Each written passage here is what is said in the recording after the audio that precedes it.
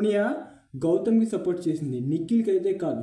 ఏంటి అలా అనడం? నిఖిల్ సోనియా వామో స్నేహమైన జీవితం, పెద్దోడు చిన్నోడు పృథ్వీ, ఇదంతా మనకి ఫస్ట్ 3 వీక్స్ 4 వీక్స్ బాగా నడిచింది. ఇప్పుడేంటి సోనియా గౌతమ్కి సపోర్ట్ చేసింది. వైల్డ్ కార్డ్ ఎంట్రీకి వచ్చినప్పుడు గౌతమ్ సోనియా హౌస్లోనే లేదు. సో సోనియాకి తెలియదు గౌతమ్ పర్సనాలిటీ ఏంటన్నది. మహా అయితే 24/7 లైవ్ చూస్తుంది, టీవీ చూస్తుంది, అంటే ఎపిసోడ్ చూస్తుంది, దానికి మించి తనకు తెలీదు, హౌస్లో లేదు కాబట్టి. బట్ ఇక్కడ చూస్తే సోనియా వచ్చేసరికి గౌతమ్కి సపోర్ట్ చేసి నిఖిల్ని నామినేట్ చేసింది. ఇది 100% కన్ఫామ్. పెద్ద గొడవ కూడా జరిగింది.